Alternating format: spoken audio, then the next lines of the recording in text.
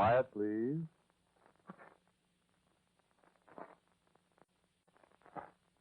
Quiet, please.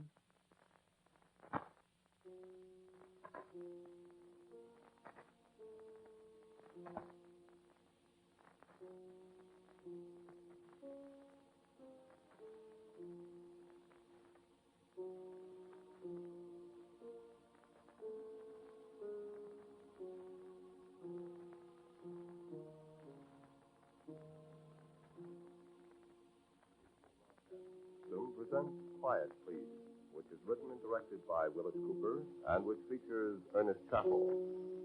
Quiet, Please for tonight is called Not Responsible After 30 Years.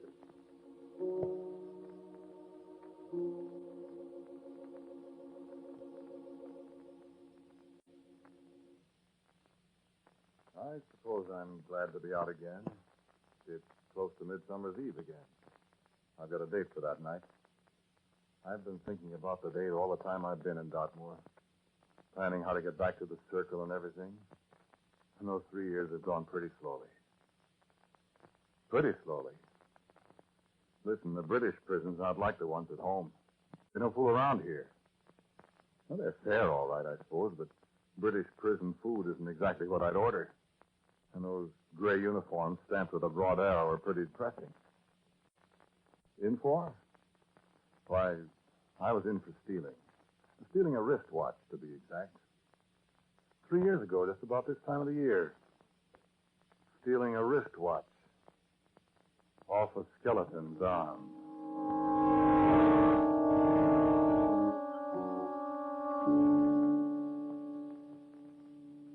Well, sure, I don't mind telling you. I was in the OWI this last war. I'd been in the other war, first in the British Army. Oh, I'm an American. I just got kind of carried away in 1914. And when this one came along, I put in for OWI and made it. They sent me to England. I'd always wanted to come back to England. All those 30 years since I first came here and enlisted in the Coilies. The King's Own Yorkshire Light Infantry, Koyli, Coilies. But you know how it is. You're in the advertising business. You've got accounts to look after. You go fishing in the summer with a client and all that. So the OWI was what you might call a heaven-sent opportunity. Well, anyway, forget the war if you can. I want to tell you about Midsummer's Day, 1945. This end of the war was over, you see. And so I put in for some leave, as I'd been planning to do for the 4 years I'd been in Britain. I got it easily enough. And I set out for the Circle. The Circle? I'll tell you about that in a minute. You wanted to know why I got put in jail. Okay. So, when I got to the Circle, it was a morning of Midsummer's Day. The 24th day of June in England, a quarter day. The morning after Midsummer Eve.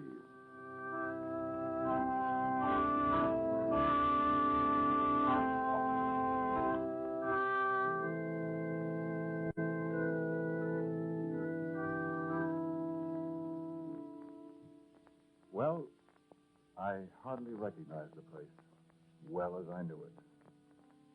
At first, I thought they were digging some kind of fortification or something. And then I remembered that the war was over, and why should they be digging air raid shelters or whatever it was now? And when I went closer, I discovered what was going on. That's an old Roman camp or something, sir. They found some old Roman soldiers down there. My heart turned over. Old Roman soldiers. A Roman camp. I remember the 9th Spanish Legion of Tiberius Claudius. The 9th Snails, the other Romans called them.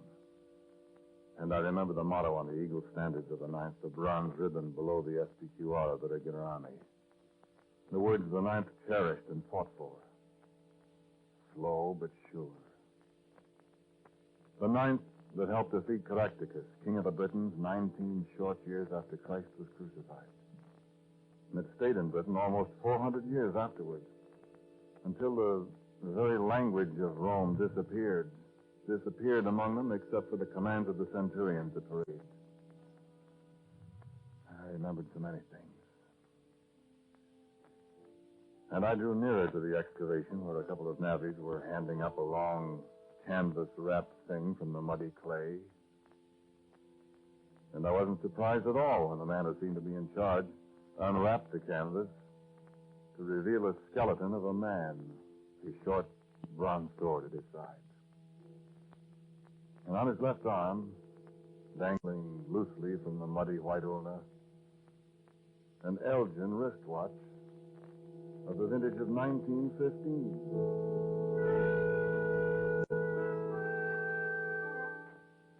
Yes, of course the archaeologists were thunderstruck. No, nobody had lost a watch in the pit. No, it couldn't be anything but the skeleton's own watch. Well, they couldn't slip it off the bones of the hand. The metal band was too small, and it had corroded so that it couldn't be unstrapped. Nobody thought to ask the American in the OWI uniform if he knew anything about it. I could have told him a lot about it. I could have told them what they'd discover if they cleaned the watch and wound it up. I could have told him who the dead man was. And I could have told him that it wasn't his watch. After all, it was mine. So, I stole it. Of course, they caught me, and that was 3 years ago. Today, they let me out of Dartmoor with a little time off for good behavior. And tonight, I'm going to find that watch, and I'm going to steal it again. Then, I'm going to clean it very, very carefully. And I'm coming back to the circle. And when the watch is wound and running, I hope it will run. Well, it's been underground there for 30 years. Or is it... Well, the Roman legions left Britain in the year 411 A.D. That's more than 1,500 years ago.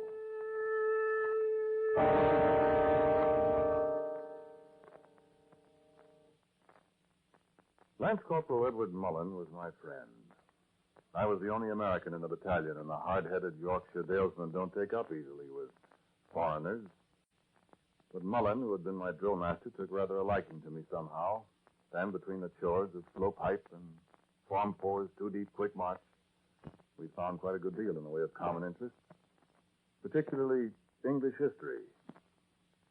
We could see the towers of York Minster from our drill ground, But I wish you could meet Edward Mullen. Aye, lad. The old wall that Severus built in the year 208 ran straight across yon field over there. Aye. York's always been a garrison town. There was Severus, and then Constantius about 100 years later. And Constantius, he died by yonder clump of trees, they say. I suppose they dig up a lot of Roman relics and stuff, huh? Around here? Oh, aye. Old pieces of armor, coins, and that sort of thing. And occasionally part of a skeleton. Aye. This was a lively place in the old days, Yank. I wish I had a chance to see more of it. Well, perhaps we could wangle a day off and have a deco at things. Wish we could. Well, Sergeant Major's an old pal of mine. See what I can do, eh? Oh, boy. Like it, eh? Not up. Don't come that cockney stuff on me, lads. You know, I think bloody coal streamers. Where could we go, for instance, Corporal? You know some places where we could find some stuff? A coin or something? I do and all. I know a score of places. Hey, ever hear of Druids? Druids? Sure. Used to go around in white robes with mistletoe in their hair and play harps and do magic tricks. I wouldn't be quite so flip about Druids, Greg.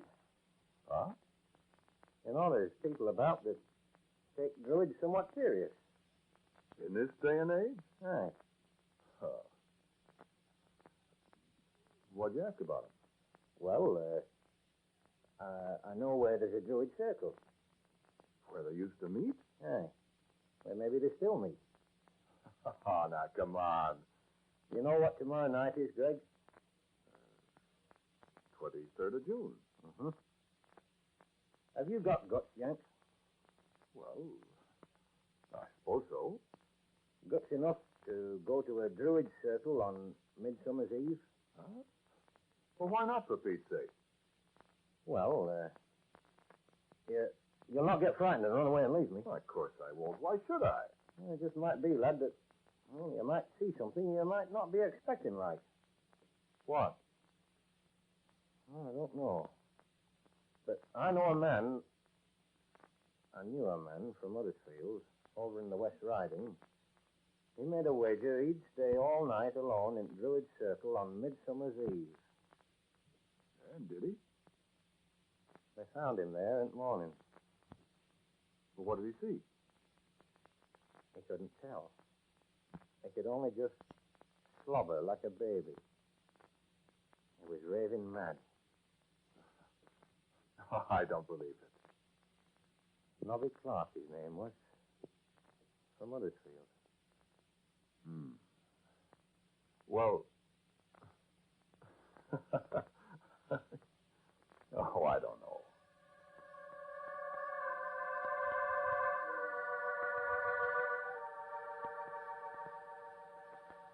You have never seen a druid circle by moonlight. I want you to picture tall, wide-spreading oak trees, hundreds of years old. I want you to see a circle of great stones, twice as tall as a man, casting long black shadows across the grass. I want you to hear the little night wind rustling the leaves of the ancient oaks, sounding like the far-off, whispered conversation of a great conclave of beings from another world. See the moon, dead pale in the sky above, and feel the oneness of all nature in the whispering silences. And know that you are very close to an infinite something. Sense that you, who came to watch in the Druid Circle on Midsummer Eve, are being watched. And there is nothing to see. Nothing but the grim old monoliths standing in a silent circle and their lengthening shadows reaching out to the two soldiers crouched under the low-hanging branches of the oaks. There is nothing to hear. Nothing but the rustle of the leaves and the quickened breathing of the man beside you in the dark. I looked at my watch. It lacked less than a minute of midnight. And as the hand slowly crept to the hour, a veil seemed to come over the moon, though the sky was cloudless. And there was the sound of a deep-toned bell, clanging thunderously once and echoing across the empty glade. And suddenly the glade wasn't empty anymore.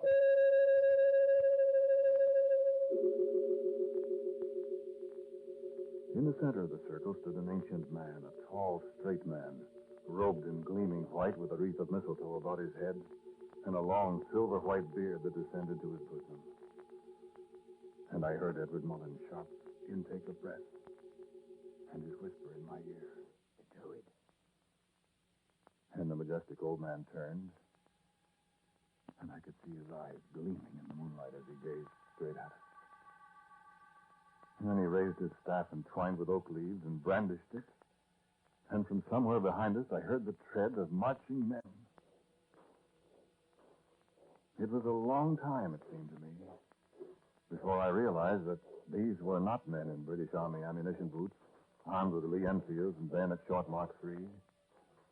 It wasn't until they marched out into the moonlight in the circle that I recognized them in their tight leather helmets and kilted battle dress, with their lances aloft and their short bronze swords clanking at their hips.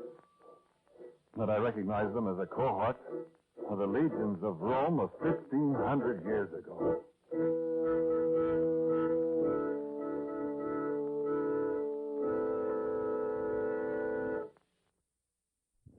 I have not much memory of what happened after that for a while.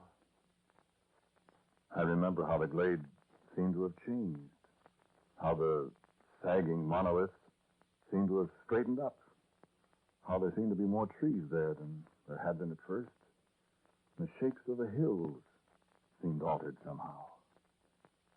And there was a high wall stretching across the field beyond us. A wall shoulder high, built of heavy stones and with guard platforms at regular intervals. I was looking at Severus Wall, built by the Romans in the year 208, and as I was to learn very shortly, now only a scant 2 centuries old. I heard Edward Mullen speaking to one of the legionaries. We're British soldiers, friend. We mean no harm. And I heard the legionary reply to him. And the tongue he spoke was English of a fashion. We be British soldiers too, man, of the 9th. Why, you're a Roman. Aye, so. Civis Romanus sum. I have not the Latin, see. Though I'm a Roman citizen. You British? Aye, so we all are. All English born, but Romans. There have been no true born Roman in the 9th since days of Constantius, more than 100 years ago. What year is this? Why, 1163. This can't. There were no Romans in Britain in 1163. Why, Henry II was King of England then. What age there? Wait. Anno Domini? An orbis conditae. In the army, we use the old style from the founding of Rome. Well, aren't you Christians then? Oh, we're Christians, many of us. Great. Let me see. Rome was founded in 753 B.C. 753 from 1163, 410. This is AD 410. Aye. Look, soldier, the legions go back to Rome next year, don't they? How know you that? I just know it. Aye. It's true. It would be a sad day of parting for most of us, for we have never known any other land save this where we were born. Yes, I remember reading about that. What? Look, man. Huh? What about us? Why, man, come and have supper with us, comrade. There's always room at the mess for a British soldier. And there'll be wine issue later. And our wives and our families are coming to join us. This is Midsummer's Eve, my friend.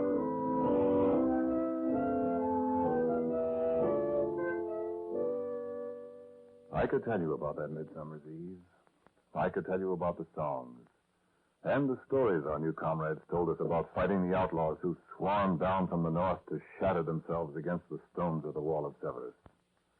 And I could tell you of the women, the wives and daughters of the legionaries, the ones who danced, the ones who poured the heavy, sour red wine and drank with us out of sweaty leather helmets. I could tell you of Lance Corporal Edward Mullen brimming with that wine, drilling a squad of Roman soldiers, teaching them the manual of arms with their lances, even to the hollow of the right foot against the heel of the left when they came to present.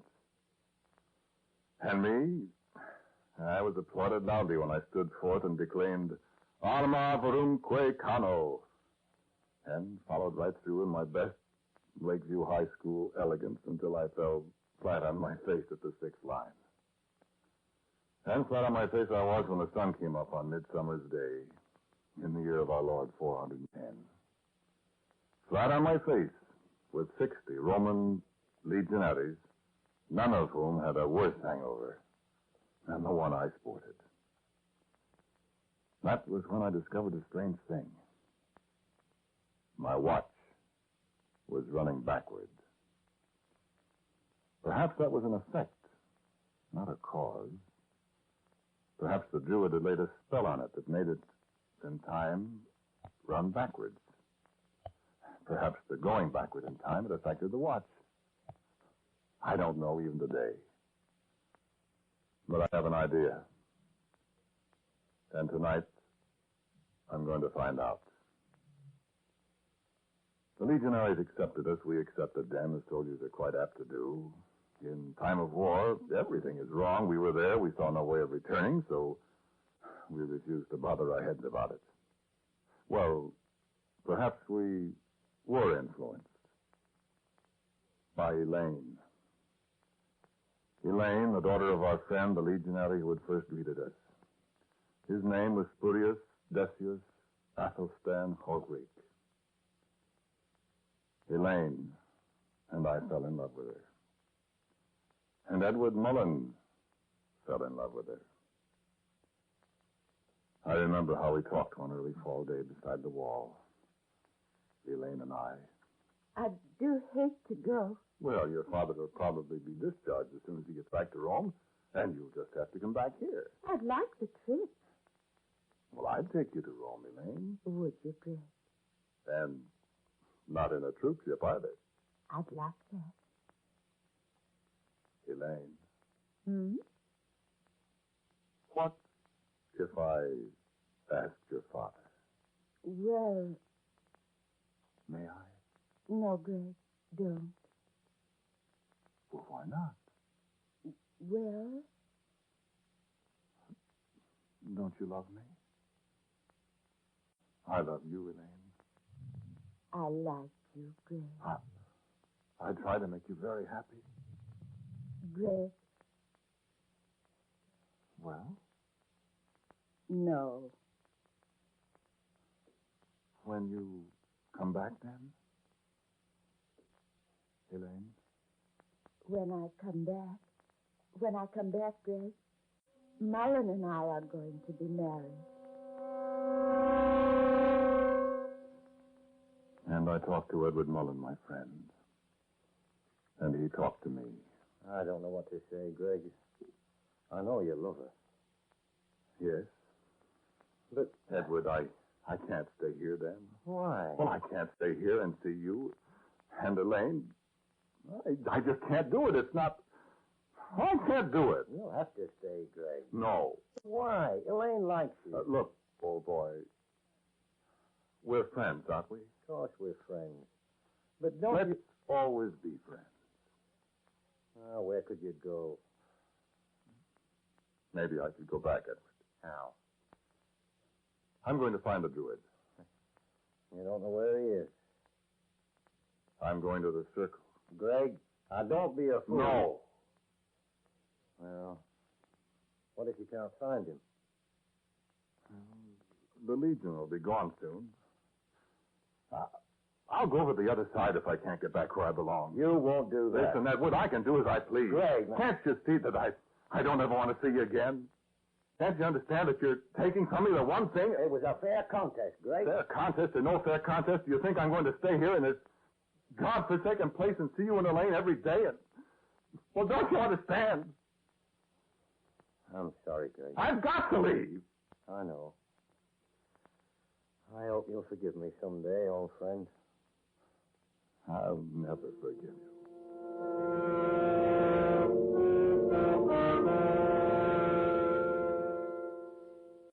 I wish I hadn't said that to Edward Mullen. Because I know now I didn't mean it.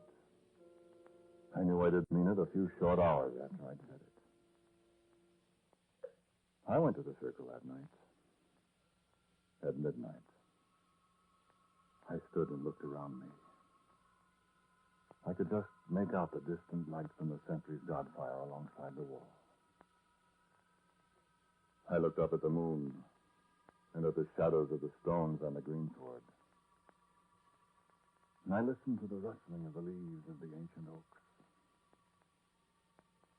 And I spoke aloud.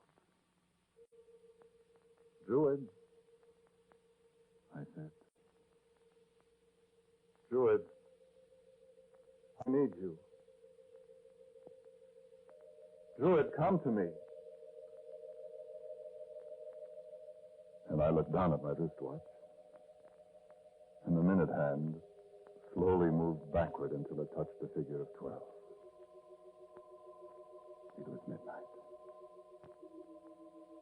And again I heard the solemn tone of the great bell. And from the shadows, the old druid walked slowly toward me. I raised my hand. Druid, I said. Druid, let me go back. Druid, I must go back. And the old man halted by my side. And I saw an infinity of pity in those wise old eyes. And I said again, let me go back. I felt his hand on my arm. And he unfastened my watch and held it up. And from the shadow under the great oak, Edward Mullen and Elaine came toward me. Silently, he fastened the watch on Edward's wrist. And Edward raised his other hand in solemn, final salute. And as the Druid lifted his staff and the veil seemed to slip over the moon, there was a sudden scream from Elaine. And dimly I saw a crowd of shaggy, howling men pull over the wall and race toward my two friends. And brazen trumpets sounded in the darkness as I screamed, "No! No, let me come back!" The wild, savage men of the North had chosen that moment for their attack. And I had deserted my friend and the woman I loved in the hour of their direst need.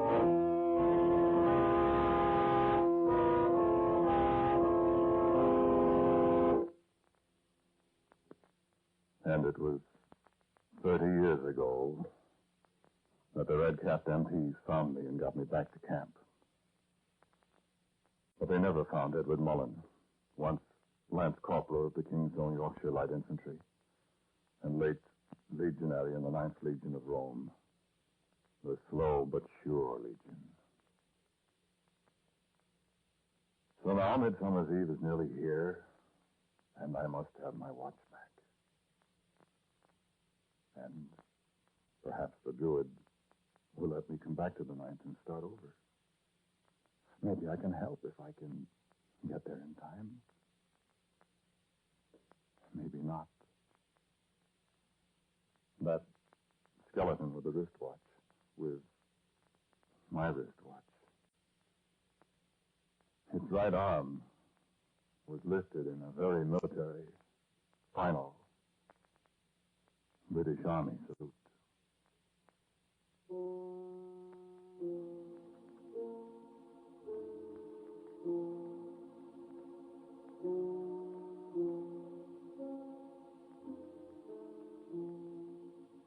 The title of tonight's Quiet Please story was Not Responsible After 30 Years. It was written and directed by Willis Cooper, and the man who spoke to you was Ernest Chappell.